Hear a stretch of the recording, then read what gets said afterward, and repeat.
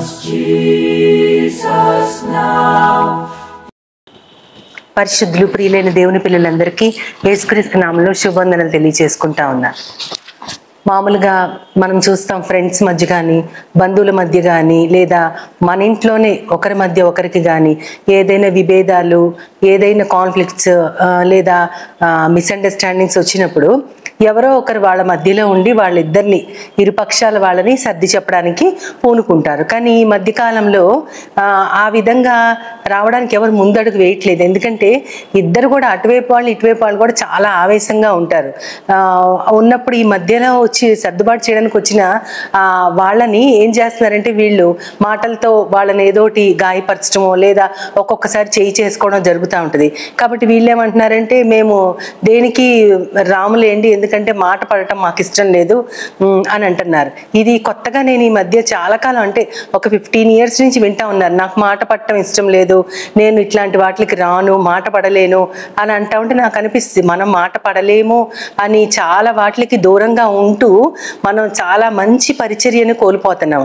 అంటే ఇలాగా సర్దుబాటు చేసే వారిని మధ్యవర్తిత్వం చేస్తున్నారంటారు. కానీ దేవుడు దానికి ఒక మంచి మాట ఇచ్చారు, మంచి బిరుదే ఇచ్చారు, మాట కాదు. అదేంటంటే సమాధానపరచువారు దేవుని కుమారులు అనబడదని అన్నారు. అది ఒక పరిచర్య.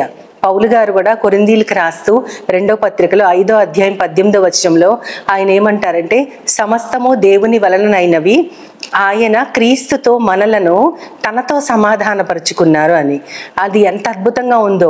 అంటే పాపము చేసి మనం దేవునికి దూరం అయిపోయి ఆయనకి మనకి మధ్య ఏ కనెక్షన్ లేకుండా ఉన్నప్పుడు మనకి దేవునికి సమాధానం చేయడానికి వచ్చింది ఎవరంటే క్రీస్తు వారు.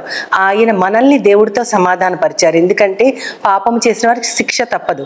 ఆ శిక్షను ఆయన భరించి మనల్ని దేవునితో సమాధానపరిచారు.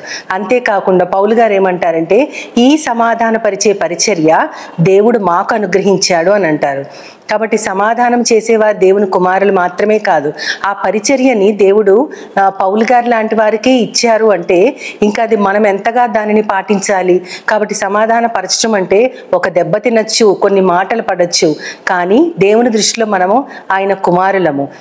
మనం దేవుని దృష్టిలో కుమారులం అవటానికి ఇష్టపడతామా, లేదా మనుషులు మనల్ని ఒక మాట అంటారని అసలు సమాధాన పరిచర్యనే మనం వదులుకుంటామా?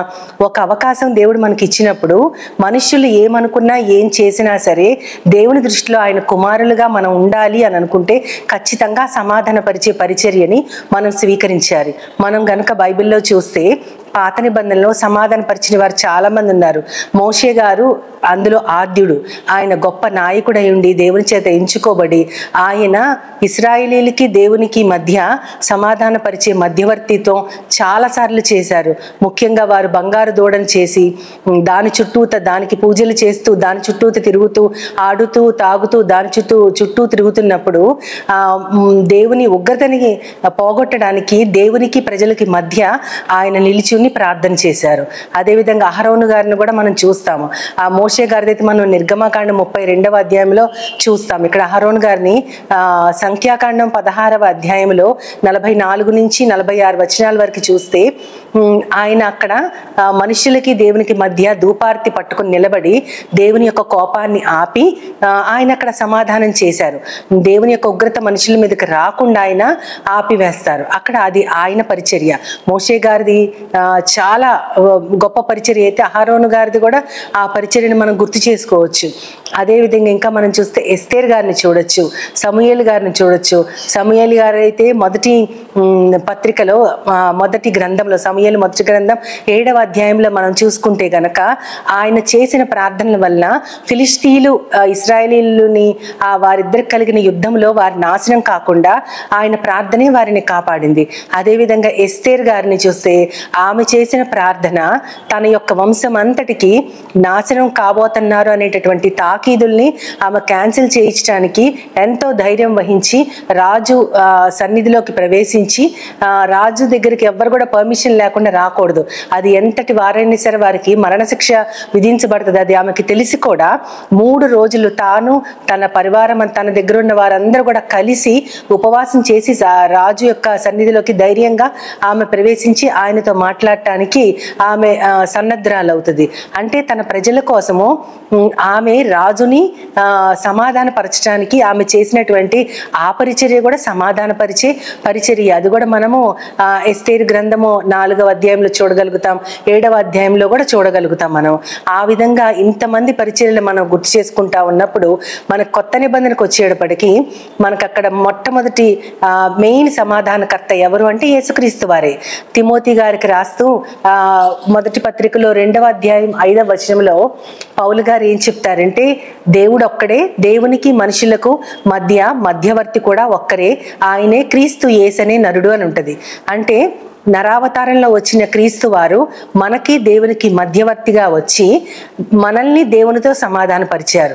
కాబట్టి దేవుడు ఒక్కడే, క్రీస్తు యేసనే మధ్యవర్తి ఒక్కడే, మనుషులమైన మనకి ఆయనకి మధ్యవర్తిత్వం చేసిన వారు యేసుక్రీస్తు అని తిమోతి గారితో చెప్తూ పౌలు గారు ఆ యొక్క పత్రికలో రాస్తారు. కాబట్టి కొత్త నిబంధనలో మనం చూస్తే మొట్టమొదటి ప్రధానమైనటువంటి ఆ యొక్క సమాధానపరిచే పరిచర్య మధ్యవర్తిత్వం యేసుక్రీస్తు వారు తీసుకున్నారు.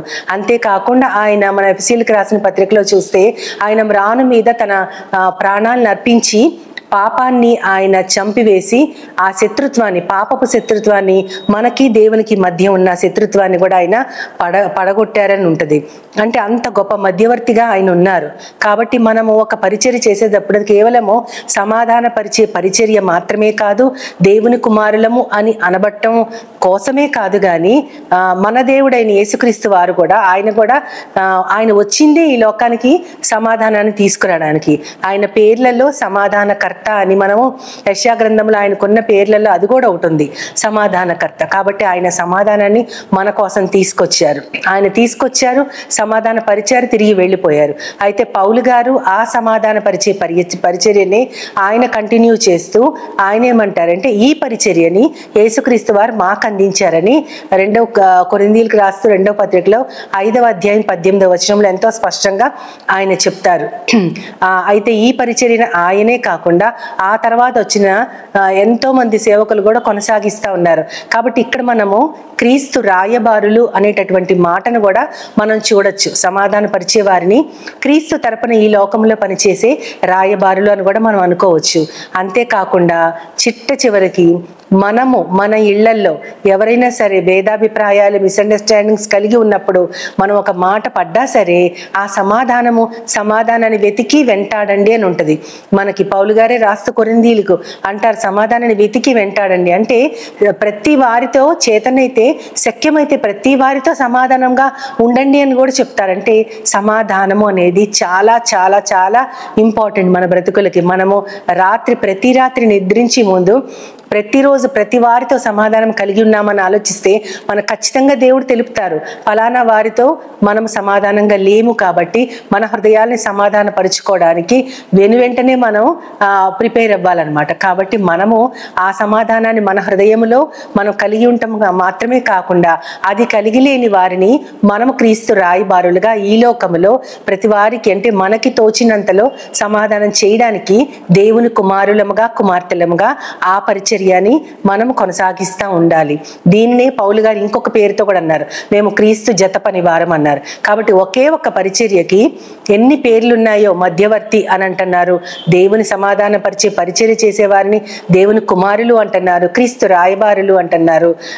ఇంకా ఈ పరిచర్యను మనం అందరం క్యారీ చేస్తూ దానిని వెతికి వెంటాడుతూ క్రీస్తు జత పనివారంగా కూడా మనము ఉండాలి అని చెప్తున్నారు. కాబట్టి ఈ సమాధాన పరిచర్యని మనం అందరము కూడా మనస్ఫూర్తిగా స్వీకరిస్తూ, మన దేవుడు సమాధానకర్త అయి ఉన్నాడు కాబట్టి ఆ పరిచర్యను మనం అందరము జీవితాంతము కొనసాగిస్తూ ఒకరితో ఒకరం సమాధానం కలిగి ఉండాలని దేవుణ్ణి చిన్న ప్రార్థన చేసి ఆయన సహాయాన్ని కోరుకుందాం. ప్రేమ నమ్మకం గల నా ప్రియ పరలోకపు తండ్రి, నాయన సమాధాన పరిచేవారు దేవుని కుమారులు అని అంటానని నువ్వు చెప్పావు ప్రభా. కొండ మీద ప్రసంగంలో మేము నీ కుమారులుగా ఉండాలంటే, కుమార్తెలుగా ఉండాలని సమాధాన పరచాలి అని చెప్పారు. అంతేకాకుండా మధ్యవర్తిగా నువ్వే ఈ లోకానికి వచ్చావు ప్రభా. నాయన క్రీస్తు రాయబారులుగా, క్రీస్తు జతపని వారిగా పనిచేస్తూ సమాధానపరిచే పరిచర్యని మోసిన పౌలు గారు లాంటి గొప్ప మార్గదర్శకుల్ని మా ముందు ఉంచారు ప్రభా. అది మాకు ఒక దృష్టాంతంగా మేము భావిస్తూ వీళ్ళందరినీ కూడా మేము మా దృష్టిలో పెట్టుకొని ప్రభా, మేము కూడా అదే పరిచర్యని మా జీవితాంతం కొనసాగించడానికి నన్ను మమ్మల్ని అందరినీ చేతికి అప్పచెప్పుకుంటూ నీ ప్రియ కుమారుడు నా ప్రియ ప్రభు అయిన యేసుక్రీస్తు వారి ద్వారా కోరి ప్రార్థిస్తున్నాను పరమ తండ్రి. ఆమేన్, ఆమేన్, ఆమేన్. వందనాలు.